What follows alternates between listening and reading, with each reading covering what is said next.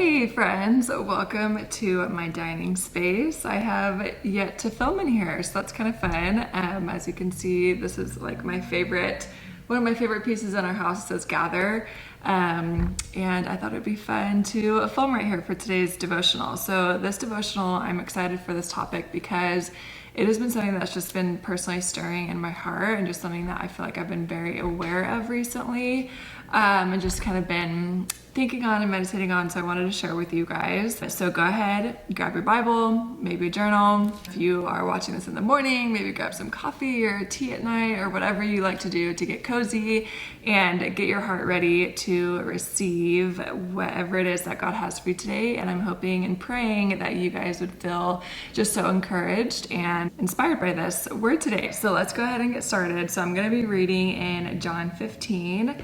I'm going to be starting in verse 4. So it says, "Remain in me and I will remain in you. Just as no branch can bear fruit by itself without remaining in the vine, neither can you bear fruit, producing evidence of your faith, unless you remain in me. I am the vine, you are the branches. The one who remains in me and I in him bears much fruit. For otherwise, apart from me, that is cut off from vital union with me, you can do nothing." So then, I know this might be a lot, but I just want to skip ahead to verse 11. And the reason that Jesus is telling us, remain in me, I feel like is because of this. In verse 11 it says, "I have told you these things so that my joy and delight may be in you, and that your joy may be made full, complete, and overflowing." Okay, who does not want joy that is overflowing, right? We all do. And so the Lord's telling us, remain in me and I in you, and your joy will be my joy and it will be overflowing in you. Okay. So I was thinking about this verse because recently I've been thinking so much about promises fulfilled. And I know I've talked quite a bit on this, within some of these devotionals of, believing for the promise, stick with it, be persistent, don't give up on the promise. So I've talked a lot about the process of getting to the promise. So the promise just being whatever you're believing God for, right? So whether that is, getting into a college, whether that is believing for the faith to start a small group, or having a baby, or getting married, or starting that business idea, or just believing God in your finances, whatever it is. It can be so many different things, right? We're all believing for something. So you guys know we recently moved into this house, okay? That was a promise that we had been believing for years and years. And I've talked a little bit about that in a previous video, so I'll link that in the description below in case you haven't seen it. But that was something that we believed for, prayed for so long, and now we are here, right? And so I've just been thinking about this in the context of, well, what do you do after the promise? Because I love how closely your heart is knitted to the Lord in the process of getting from where you are right now to whatever it is that you're believing for, right? I love that process, not because waiting is fun, but because your heart is so closely knit with Jesus because you realize how much you're dependent on him. And so what I found is that once you get the promise, you have two options. You either say thank you and almost like disconnect in a sense because you got what you wanted, or you remain faithful and you remain connected, like this verse is talking about, with Jesus. And the second option, I'm just going to tell you right now, is the winning option. Why? Because it brings us so much joy to remain in him.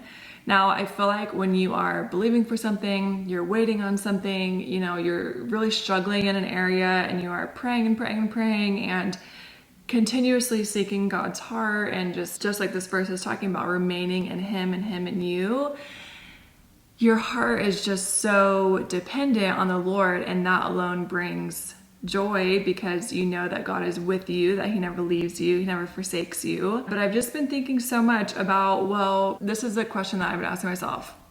okay, for example, we got the house, right? We got what we were believing for, and it has been amazing, I'm not gonna lie. But I found that once we got this house, I started feeling like, not disconnected, but just feeling like, okay, but God, what's gonna keep me close to you? Like, I need to stay close to your heart. I wanna stay close to your heart. I love, spending time with you and praying and just talking to you about whatever it is that's going on in my life.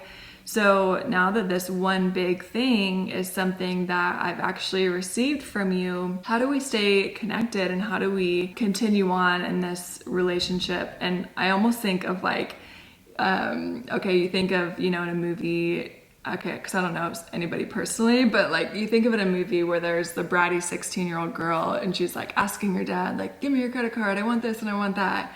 And now I just have like this situation in my mind of like this girl who's asking, and well, what does she do after she gets it? Does she enjoy it with her father?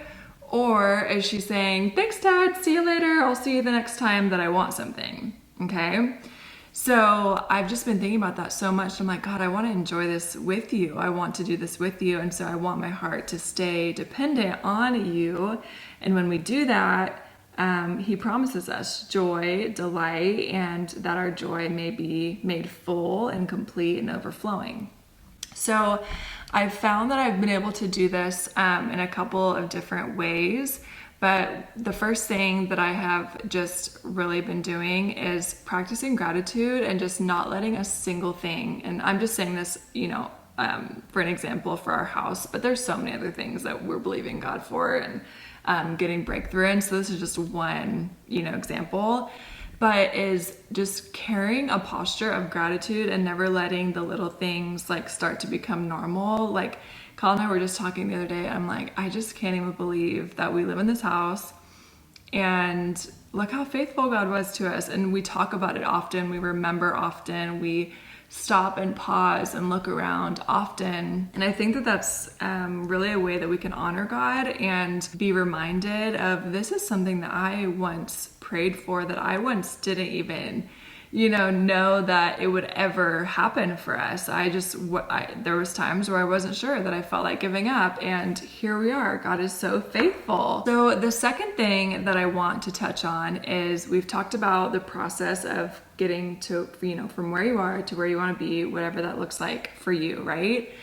So then I also had this thought of the promise can often break us if we do not remain in relationship with Jesus. Now, let me tell you what I mean by that. We were not ever meant to carry whatever promise that was. We were not meant to carry that by ourselves.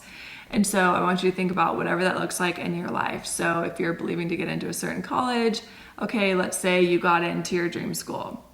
Now, if we are not, continuing to be dependent on Jesus, then that school might break us. We might start to make bad decisions, or, A, B, and C go down the line. But if we're remaining in Jesus, that promise is going to be so filled with joy. Okay. So whatever that looks like for you, whether it was, becoming a mom, becoming a wife, or starting the business, but now the weight of whatever it is that you are now walking in, with each new level that we come to comes with greater responsibility. That's just kind of how it works. And so I feel like it's so important to, once you've gotten there, once you have seen God's faithfulness, that thing, whatever it is, has started, you're now walking in it.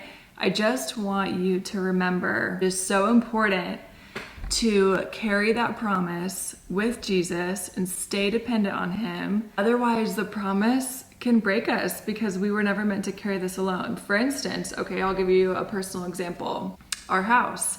Obviously, it is more expensive than our previous apartment that we were living in. And so when we first moved in, a lot of stuff was happening with Kyle's job.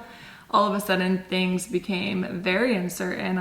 We had no idea what was going on. And all of a sudden, I'm thinking, we're in this beautiful house. I know that God gave it to us. I know that this is a sign of his faithfulness, and this is what we have believed for. This is what we've been praying for. That first month or so in this house, there was so much going on, just within our finances that we didn't see coming, that I was like, oh my gosh, God, this house could break us. Like, oh my goodness. And so that's when I really started thinking about this idea of, God, you've got to stay with me in this. And of course, that's what he wants, right? That's always his heart. That's what he desires, is a relationship with us. But it's often us that's like, okay, we got it. Thanks. Bye. See you later.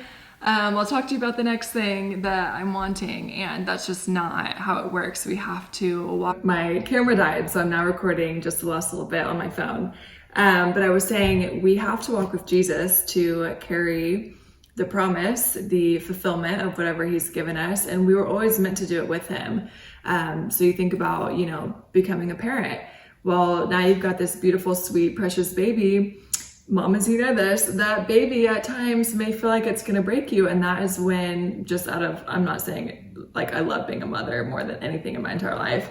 But out of, those newborn exhaustion days, for instance, right? And even parenting as we go along, I'm constantly asking the Holy Spirit, okay, God, what do I do in this situation? How can I nurture my daughter's heart better in this situation? And so we were always meant to do this together. And that is when we are going to get the best results. It's going to bring us joy, and our life is going to produce so much fruit when we remain in him. That's his promise to us. So we can take that to the bank. It is solid. It is for sure. So I just want to encourage you guys with that today. And if you have time after this devotional, I would encourage you to just read through the full thing of John 15 and just really dive into this thought of, remaining in him, branches, vines, all of that good stuff, because it's such a powerful image. And I just love that. And I love that no matter where we're at in our life, whether we are currently, walking through the process. I mean, honestly, let's get real. We're always walking through some kind of process, right? And we're always